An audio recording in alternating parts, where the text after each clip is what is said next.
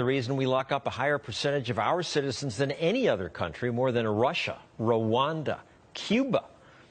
But it's worth it, say conservatives like Coulter, which depresses the heck out of me because you're so smart. Why don't you get the folly of this drug war?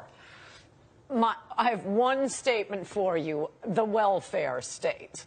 No, people cannot do whatever they want to do, live however they want to live, as long as Ann has to pay for it when they can't hold a job and raise their own kids and buy their own food and pay their own rent. You get rid of the welfare state and we'll talk about people sitting home shooting heroin all day. But right now, oh, and now I have to pay for their health care.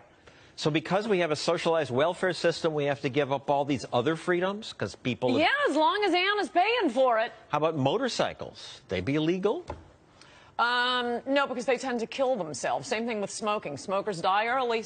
The tobacco companies won't tell you that, but smokers save the Social Security Administration money. Save us money on Social Security. Good.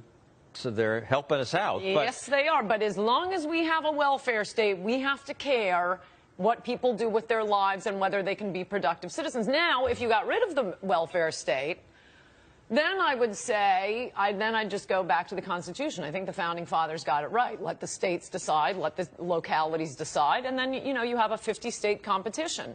One state will be legalizing prostitution and drugs and, you know, all the other things you wacky libertarians love. Another state, the nice conservative states like Alabama, will not. And we can compare and see what policies work, what policies lead to a productive, happy citizenry. But until you get rid of the welfare state, not interested in hearing about welfare or legalizing drugs. All right, well, let's accept your argument. If there's all this harm from the drugs, what about the harm from the law? What about all the dead bodies? What about all the people murdering each other? We're creating death all over the world with our law. Well, I mean, I think you could say that for just the murder laws themselves. People murder for lots of reasons. We have no wine murders or cigarette murders or cartels because it's legal. Not just because it's legal. I think there is now we're living in the wacky libertarian fantasy world of no welfare state. No welfare. Let's assume no welfare state. So we're moving to that, and let's have no welfare state. But yes, let's assume. We agree on that. Okay.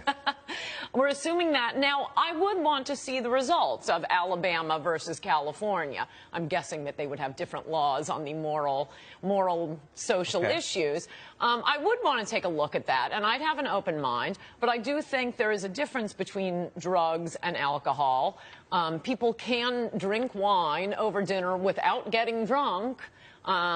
Smoking, certainly. People smoke and stay up all night working. A lot of work gets done on tobacco, whereas drugs are pretty much specifically just to get high. It's not, I'm but a lot of people the smell drink of this to get high. Yeah, but that's more of a subsidiary point.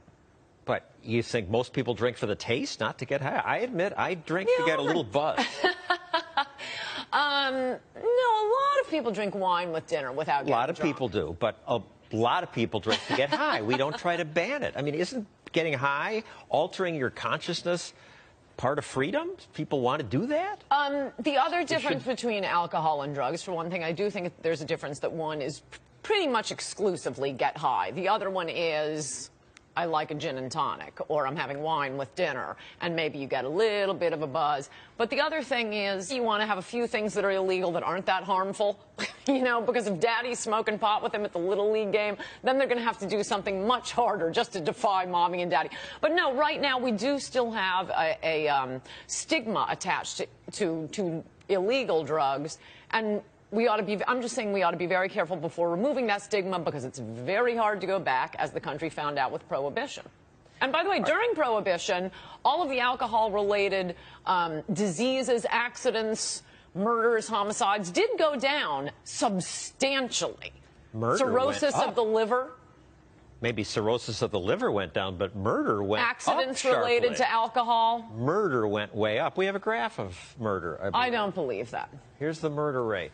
How about Holland? You talk about the stigma. Holland decriminalized marijuana. Are all the kids smoking in Holland? A lot of American kids are. A lot of people go there to smoke. But what about the Dutch kids? I don't think we think of Holland as an economic or military powerhouse. I don't think we want to set that as our standard. And by the way, they're lovely people.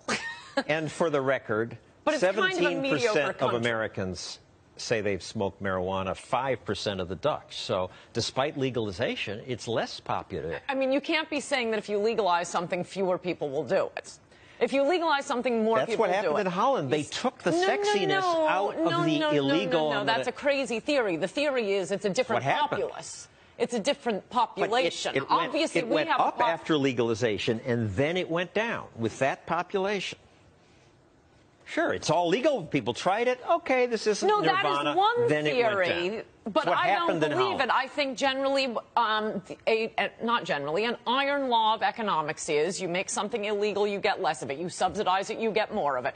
And whatever it shows about the immediate legalization, maybe other people were coming across the border, I don't know what it is.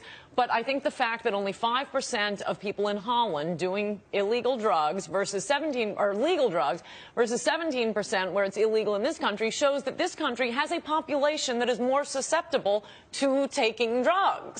Could be, and having it be illegal, see, it hasn't deterred these 17%. Yes, it has. I mean, that's like saying the murder laws haven't deterred people. How many murders would occur if it wasn't illegal? You can't say because we have zero incidents of something that a law making it illegal has not reduced its incidence. How about the hypocrisy? You have Bush, Obama admitting they've used these drugs, Sarah Palin, and we want to lock up other people who do it?